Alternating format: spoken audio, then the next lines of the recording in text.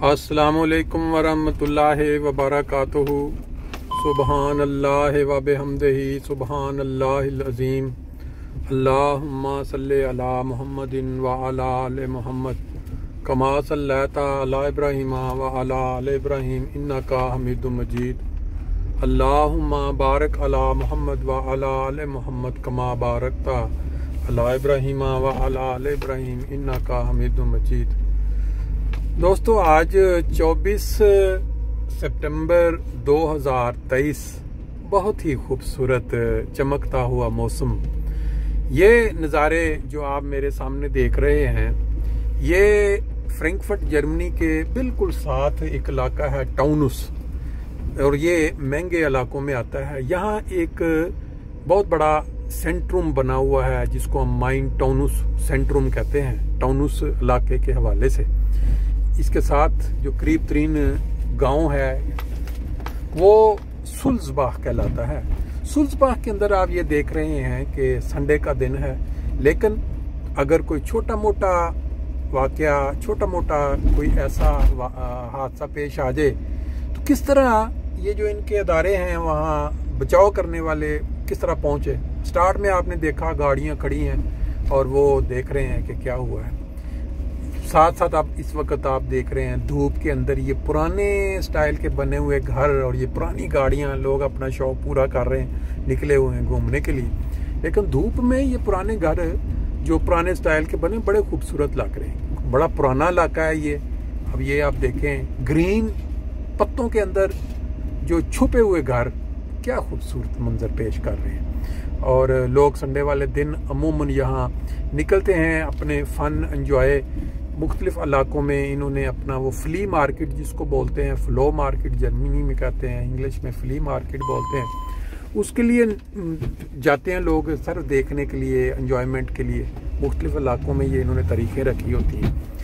मेरा जो आज बात करने का मकसद इस वीलॉग में है वो है 12 रबीउल अव्वल। पूरी दुनिया में जितने भी मुसलमान हैं उनमें तरह तरह के सोच के हामिल लोग जो हैं वो 12 रबीउल अव्वल का जो दिन है, कोई उसको मनाते हैं, कोई बिल्कुल उसको मना करते हैं कि ये नहीं मनाना चाहिए। कई ऐसे भी जाहिल हैं केक काटते हैं। फिर ऐसे भी जाहिल हैं लोग जहां बाकायदा जुलूस निकाले जाते हैं और उन जुलूसों में नबी पाक सल्लल्लाहु अलैहि वसल्लम की अजीम जो तालीम है उसकी धज्जियां उड़ाई जाती हैं। यानी मनाया जा रहा है नबी पाक सल्लल्लाहु अलैहि वसल्लम का यौम वलादत, और एक ऐसे नबी का उसको कहते हैं दिन कि अल्लाह ताला ने हमें वो अता किया। और उसी दिन जो उनकी बताई हुई तालीम जिससे उन्होंने पूरी दुनिया के हर मज़हब के लोगों के दिल जीत लिए, उसकी हम धज्जियाँ उड़ा के रख देते हैं ऐसी अंदाज में कि वो जो हदीस नबी पाक सल्लल्लाहु अलैहि वसल्लम की है कि एक मेरी उम्मत में एक वक्त ऐसा आएगा कि आसमान के नीचे जो बदतरीन मखलूक होगी वो उलमा होंगे, उलमाए दीन होंगे।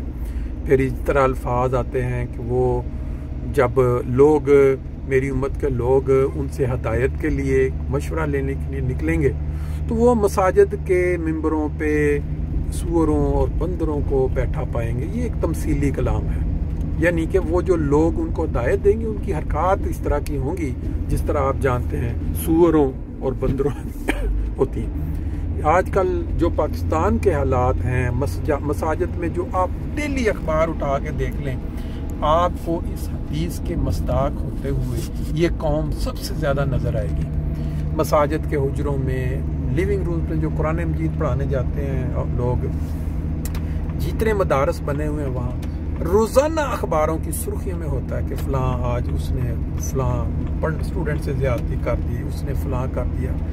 ये चीज़ वो जो हदीस की एग्जैक्टली अल्फाज की वो सच्चाई को बयान करते हैं कि वो लोग जो सूअरों और बंदरों जैसी हरकत में मुलव्वस हो जाएंगे और लोग उनसे ही मशवरा लेते हैं, उन्हीं के मशवरा। अब 12 रबीउल अव्वल के हवाले से उस कौम ने पूरे मुल्क में एक हंगामा बर्पा करना होता है, जिसमें वो बज़ाहिर ये कर रहे हैं कि हम मना रहे हैं नबी पाक सल्लल्लाहु अलैहि वसल्लम का यौम वलादत, लेकिन आपको एक ताज़ा तरीन जो एपिसोड है, जिसको कह सकते हैं कि इंतहा कर दी किसी चीज़ में, कि खुदा ताला, यानी वो एक लफ्ज़ होता है ना कि तमाम हुज्जत होना, जब कोई शख्स किसी को बार बार समझा के हर तरह से उसके ऊपर कोशिश कर ले कि ये काम नहीं करना, इस तरह ये मना है, लेकिन फिर भी इंसान करता जाए और फिर उसको जो सज़ा दी जाती है वो कहा जाता है कि ये तमाम हुज्जत हो गया, उस बंदे के ऊपर कोई गुंजाइश नहीं रह गई पीछे कि नहीं शायद मुझे गलती लग गई, शायद मेरे तक इल्म नहीं था पहुंचा, शायद मैंने ये सारी चीज़ें जो हैं ये जब मुकम्मल, फिर जैसे कुरान मजीद में बहुत सारी अक़वाम का जिक्र मिलता है कि उनकी जो सफ़ है वो लपेटी गई और वो इस जिंदगी, इस दुनिया, इस अर्ज़ ज़मीन से वो ऐसे गायब हुई कि जैसे वो कभी होती नहीं थी। जब आसारे कदीमा वाले खोदते हैं ज़मीन को तो नीचे से ऐसी जदीद वो निकलती हैं उनकी बाकियात की, बंदा दंग रह जाता है कि इतनी तरक्की याफ्ता कौमें मट्टी के नीचे, रेत के नीचे दब गई और उनकी जो बिल्डिंगें या उनके जो महल्लात थे। तो आज अगर आप गौर करें पाकिस्तान के जो हालात हैं, अब ताज़ा तरीन उसकी मिसाल मैं आपके सामने रख देता हूँ। 12 रबीउल अव्वल के दिन हम जब से हमने आँख खोली पाकिस्तान में हम देखते आ रहे हैं कि वहाँ के जो उलमाए दीन हैं, वो उलमाए दीन जिनका मैंने अभी थोड़ी देर पहले जिक्र किया, वो बतदरीज हर साल 12 रबीउल अव्वल के दिन उस हंगामा आराई में और दूसरी जो वहाँ बसने वाले अक़लियत में लोग हैं, मुसलमान हों, हिंदू हों, सिख हों, पारसी हों, या वो आपस के ही उनके इख्तलाफात वाले शिया हों, सुन्नी हों, वो उनके खिलाफ जो है अपना भड़ास जो है उस दिन निकालते हैं, गाली गलूच करते हैं, उनके खिलाफ फतवे देते हैं। ये आपने देखा होगा। फिर ऐसी महफिलें लगती हैं जहाँ डांस हो रहा है, जहाँ ड्रिंक हो रही है 12 रबीउल अव्वल, आप सबने देखा हुआ है, आपके सामने वो औरतें बुला के नचवाई जा रही है 12 रबीउल अव्वल का। ये हम स्कूलों में वो बहरहाल ये इस वक्त बयान करना, असल जो चीज़ वो ये थी कि कल मेरी नज़र से एक आर्टिकल गुजरा है जिसमें लिखा है कि वहाँ जो TLP जो तहरीके लबैक पाकिस्तान, और इसमें जाने की तफसील में ज़रूरत नहीं कि उनको बनाने वाले कौन और बनाने वालों का गर्ज़ो गाइज़ क्या थी, ये नहीं है हम इस वक्त बात करें। बात यह कि उन्होंने ये मुतालबा किया है जो इंतज़ामिया है सियालकोट की कि 12 रबीउल अव्वल के दिन, जिस दिन पैदाइश नबी पाक सल्लल्लाहु अलैहि वसल्लम के दिन, जिस दिन वो जलसे भी होते हैं बहुत कुछ, उस दिन का हम आपको अल्टीमेटम दे रहे हैं, वार्निंग दे रहे हैं कि अगर आपने अल्लाह ताला की इबादत करने के लिए जो मस्जिद है डस्का के अंदर अहमदियों की, उसके मीनार गवर्नमेंट ने अगर ना गिराए तो हम खुद ये अपने हाथ में लेंगे और जाके हम वो मीनार गिराएंगे।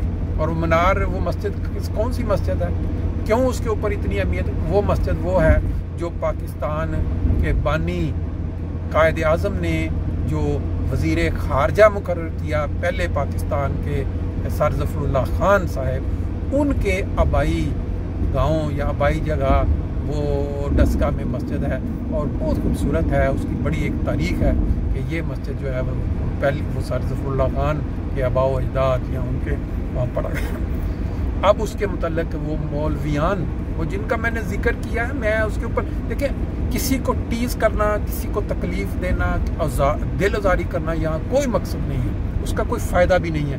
एक होता है शीशा, शीशे के सामने जब इंसान बैठता है तो उसके अंदर उसको अपना चेहरा नज़र आता है कि मैं कैसा लग रहा हूँ।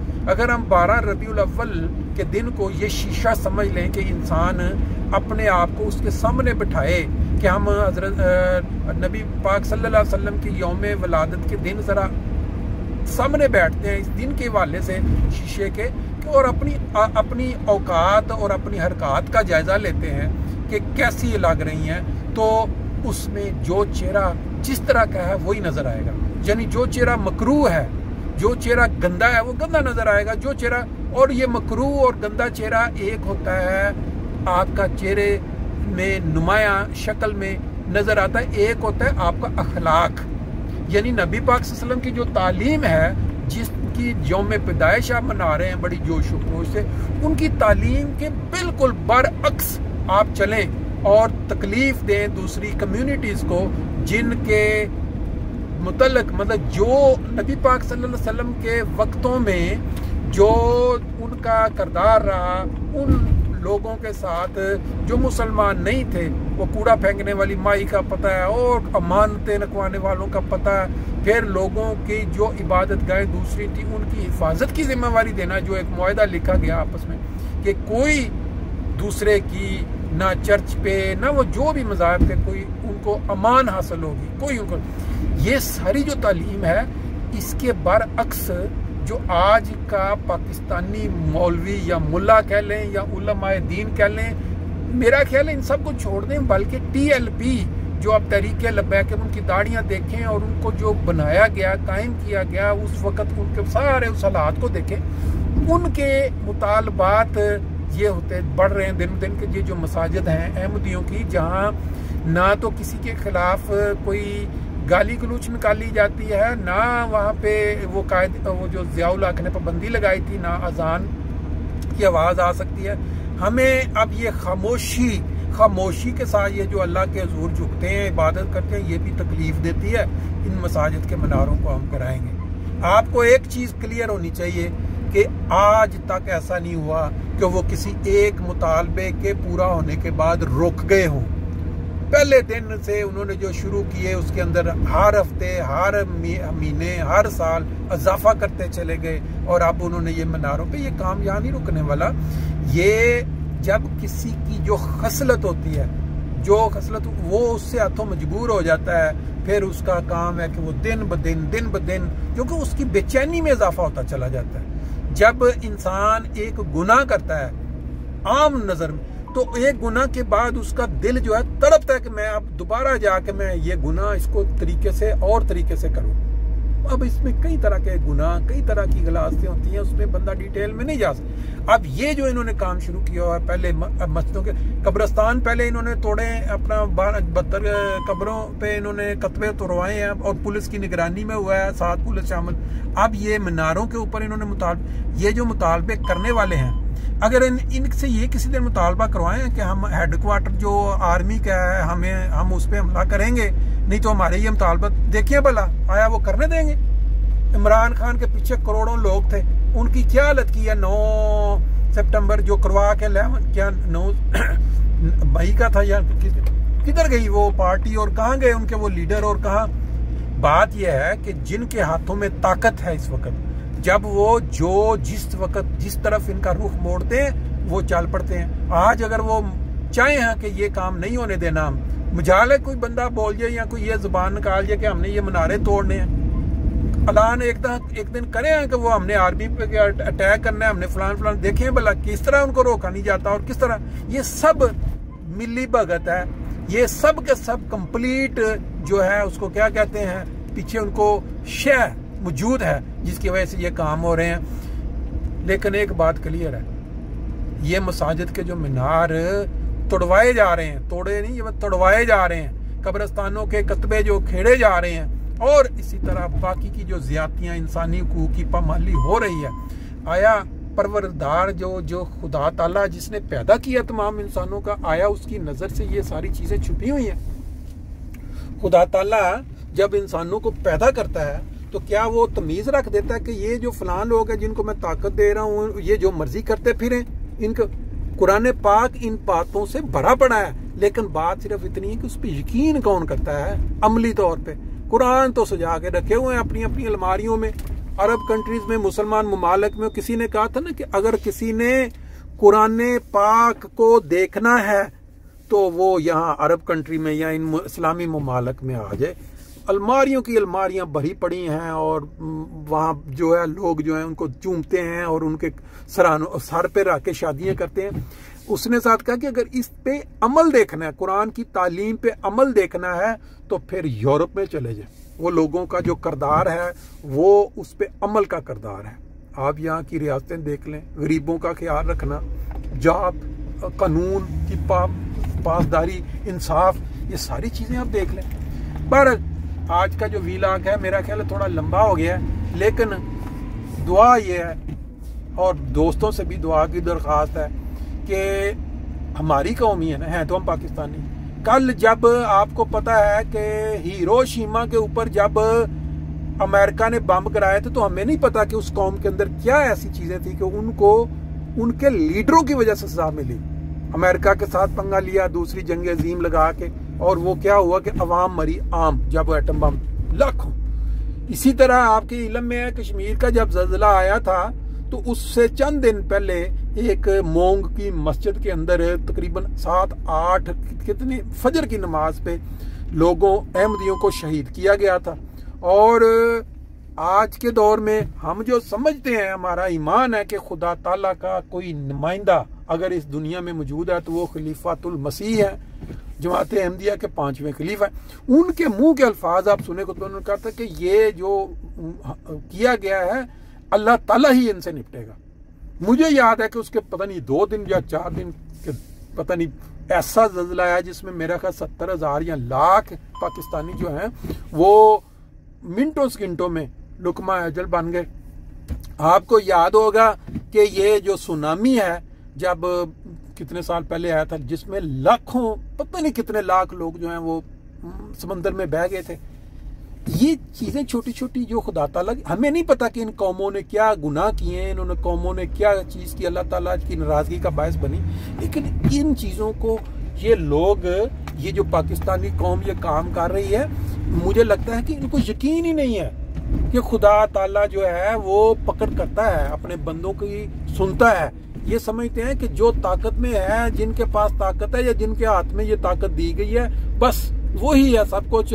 ना खुदा ने पकड़ना है, ना कुरान मजीद के में अंदर जो कौमों की सफ लपेटने के जो वाकयात हैं वो सच्चे, मतलब ज़ाहिर उनका जो किरदार तो यही बता रहा है। बहरहाल हमें ये तकलीफ होगी कि कल हम ये मंजर देखें जो हमने हिरोशिमा पे देखा, जो हमने सुनामी में देखा, या हमने जल्जलों में देखा, या ये जो बीमार कोरोना फैला पूरी दुनिया में।